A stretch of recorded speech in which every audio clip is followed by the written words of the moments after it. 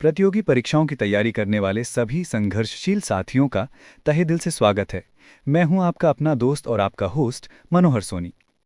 दोस्तों, अपनी आंखें बंद कीजिए और 18वीं शताब्दी के यूरोप की कल्पना कीजिए।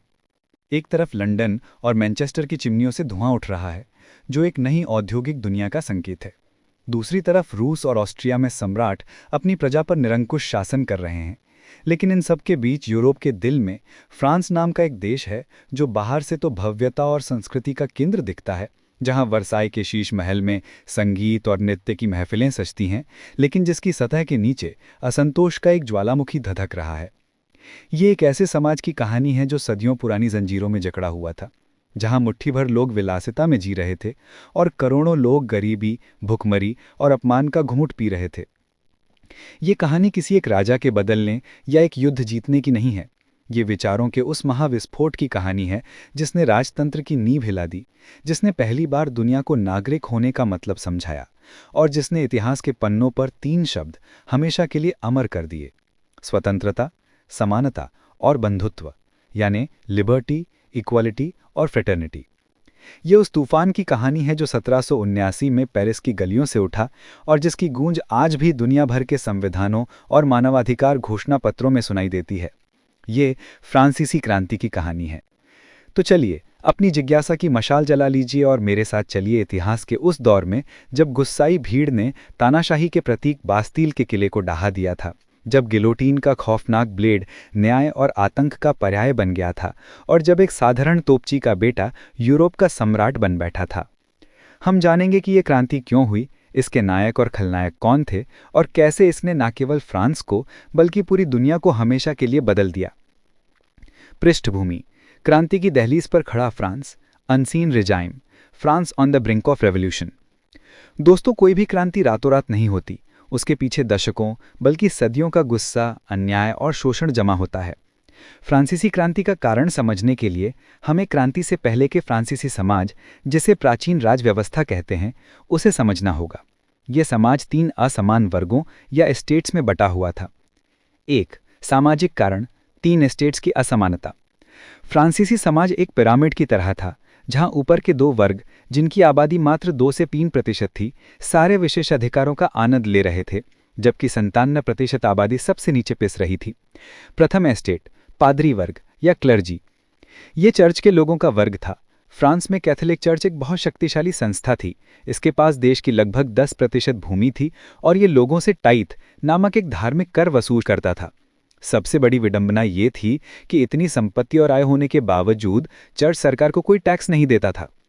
पादरी वर्ग भी 2 हिस्सों में बटा हुआ था: उच्च पादरी, बिशप आदि, जो शाही जीवन जीते थे, और निम्न पादरी, गांव के पादरी, जो आम लोगों की तरह ही गरीब थे। द्वितीय एस्टेट: कुलीन वर्ग या नोबिलिटी। ये सामंतों, जागीरदारों और राजपरिवार से जुड़े लोगों का वर्ग था। इनकी आबादी 2% से भी कम थी, लेकिन देश की 25% भूमि पर इनका कब्जा था। इन्हें जन्म से ही विशेषाधिकार प्राप्त थे। सेना और सरकार के सभी बड़े पद इन्हीं के लिए आरक्षित थे। इन्हें लगभग सभी प्रमुख करों से छूट मिली हुई थी। वे किसानों से सामंती कर यानी फ्यूडल ड्यूज वसूल करते थे और उनका शोषण करते थे। तृतीय एस्टेट: जनसाधारण, कॉमनर्स। ये फ्रांस की लगभग 97% आबादी थी, लेकिन इस वर्ग में भी बहुत विविधता थी। इसे हम 3 हिस्सों में बांट सकते हैं: बुर्जुआ वर्ग, बॉर्जवासी। ये तृतीय एस्टेट का सबसे ऊपरी और संपन्न तबका था। इसमें व्यापारी, बैंकर, वकील, डॉक्टर और शिक्षक जैसे पढ़े लिखे और धनी लोग शामिल थे। पैसे और शिक्षा में वो कुलीनों से कम नहीं थे, लेकिन उन्हें कोई राजनीतिक अधिकार या सामाजिक सम्मान प्राप्त नहीं था। यही वर्ग क्रांति का वैचारिक नेतृत्वकर्ता बना। किसान: ये फ्रांस की आबादी का सबसे बड़ा हिस्सा, लगभग 80% थे। वे ही देश का पेट भरते थे, लेकिन खुद भुखमरी के कगार पर थे। उन्हें सरकार को टाइल जैसा प्रत्यक्ष कर, चर्च को टाइथ और सामंतों को सामंती कर देना पड़ता था। सारी मेहनत के बाद उनके पास मुश्किल से गुजारे लायक बचता था। शहरी श्रमिक और मजदूर: शहरों में काम करने वाले कारीगर, मजदूर और छोटे मोटे दुकानदार इस वर्ग में आते थे। इनकी हालत भी बहुत खराब थी। जब भी महंगाई बढ़ती, सबसे पहली मार इन्हीं पर पड़ती थी। इन्हें बाद में सैंस कुलॉत्स कहा गया, क्योंकि ये कुलीनों की तरह घुटनों तक पहने जाने वाली ब्रीचेस नहीं, बल्कि पूरी पैंट पहनते थे। ये सामाजिक ढांचा अन्याय और असमानता पर टिका था। बुर्जुआ वर्ग सम्मान चाहता था, किसान करों के बोझ से मुक्ति चाहता था और शहरी मजदूर रोटी चाहता था। यही असंतोष क्रांति की पहली चिंगारी बना। 2. राजनीतिक कारण, पॉलिटिकल कॉजेस, एक कमजोर और निरंकुश राजतंत्र। लुई 16वां, लुई 16 का व्यक्तित्व। 1774 में लुई 16वां फ्रांस की गद्दी पर बैठा। वह बुर्बो राजवंश का था। वह स्वभाव से अच्छा इंसान था, लेकिन एक शासक के तौर पर वह बेहद कमजोर, अनिर्णायक और सुस्त था। उसमें बड़े और कड़े फैसले लेने की क्षमता नहीं थी। रानी मारी एंटोइनेट, लुई 16वें की पत्नी और ऑस्ट्रिया की राजकुमारी मैरी एंटोइनेट को फ्रांस के लोग पसंद नहीं करते थे। उन्हें मैडम डेफिसिट यानी घाटे की रानी कहा जाता था, क्योंकि वे वर्साय के महल में अपनी शान शौकत और पार्टियों पर अंधाधुंध पैसा खर्च करती थीं। उनकी राजनीतिक मामलों में दखलंदाजी ने भी राजा को और कमजोर बनाया। भ्रष्ट और केंद्रित प्रशासन, शासन पूरी तरह से राजा की इच्छा पर चलता था। कानून और व्यवस्था का कोई एक समान सिस्टम नहीं था। हर प्रांत के अपने अलग कानून थे। भ्रष्टाचार चरम पर था और आम आदमी की कोई सुनवाई नहीं थी। 3. आर्थिक कारण, इकोनॉमिक कॉजेज, दिवालिया होता देश। क्रांति का सबसे तात्कालिक कारण फ्रांस की खस्ताहाल आर्थिक स्थिति थी। शाही खजाना खाली। लुई 16वें को विरासत में खाली खजाना मिला था। इसके कई कारण थे।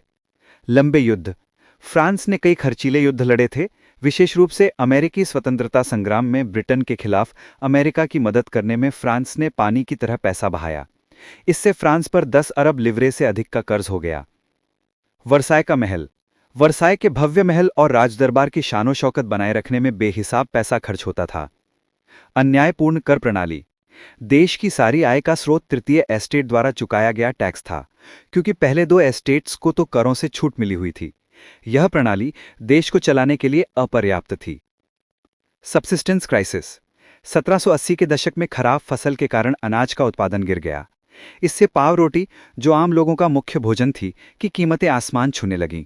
मजदूरी वहीं की वहीं थी, लेकिन रोटी के दाम इतने बढ़ गए कि आम आदमी के लिए परिवार का पेट पालना नामुमकिन हो गया। भूखी और गुस्साई भीड़ अब किसी भी हद तक जाने को तैयार थी। 4. बौद्धिक कारण, इंटेलेक्चुअल कॉजेस, दार्शनिकों की भूमिका। इसी माहौल में फ्रांस के दार्शनिकों और विचारकों ने लोगों को मौजूदा व्यवस्था पर सवाल उठाना सिखाया। उन्होंने क्रांति नहीं की, लेकिन उन्होंने क्रांति के लिए वैचारिक बारूद तैयार किया। जॉन लॉक, उन्होंने राजा के दैवीय अधिकारों के सिद्धांत का खंडन किया और जीवन, स्वतंत्रता और संपत्ति के नैतिक अधिकारों का विचार दिया। मॉन्टेस्क्यू, अपनी पुस्तक the spirit of the laws में उन्होंने सरकार की शक्तियों के विभाजन, सेपरेशन ऑफ पावर्स का सिद्धांत दिया, यानी विधायिका, कार्यपालिका और न्यायपालिका को अलग अलग होना चाहिए। यह विचार सीधे तौर पर फ्रांस के निरंकुश राजतंत्र पर हमला था। जीन जैक्स रूसो, उन्होंने अपनी प्रसिद्ध पुस्तक द सोशल कॉन्ट्रैक्ट में जनता की इच्छा, जनरल विल को सर्वोपरि बताया। उनका प्रसिद्ध कथन था, मनुष्य स्वतंत्र पैदा होता है, लेकिन वह हर जगह जंजीरों में जकड़ा हुआ है। उन्होंने एक ऐसी सरकार की वकालत की जो जनता और उसके प्रतिनिधियों के बीच एक सामाजिक अनुबंध पर आधारित हो। वोल्टेयर, उन्होंने चर्च के पाखंड, धार्मिक असहिष्णुता और अन्याय पर तीखे प्रहार किए। उन्होंने अभिव्यक्ति की स्वतंत्रता पर जोर दिया। इन दार्शनिकों के विचारों ने बुर्जुआ वर्ग को सबसे ज्यादा प्रभावित किया। इनके विचार कॉफी हाउस, सलून और किताबों के जरिए आम लोगों तक पहुंचे और लोगों को यह एहसास दिलाया कि मौजूदा व्यवस्था बदली जा सकती है। क्रांति की गाथा, 5 महत्वपूर्ण चरण। The saga of the revolution, 5 की स्टेजेस। फ्रांसीसी क्रांति कोई एक घटना नहीं, बल्कि लगभग 10 वर्षों तक चली घटनाओं की एक श्रृंखला थी, जिसे हम 5 मुख्य चरणों में बांट सकते हैं। चरण 1, क्रांति का विस्फोट, 1789। एस्टेट्स जनरल की बैठक, meeting of the estates general. आर्थिक संकट से उभरने के लिए लुई 16वें ने नई कर लगाने का प्रस्ताव रखा, लेकिन कुलीनों ने इसका विरोध किया। मजबूर होकर राजा को 175 वर्षों के बाद एस्टेट्स जनरल यानी एक तरह की फ्रांसीसी संसद की बैठक बुलानी पड़ी। मतदान पर विवाद, परंपरागत रूप से एस्टेट्स जनरल में हर एस्टेट का एक वोट होता था।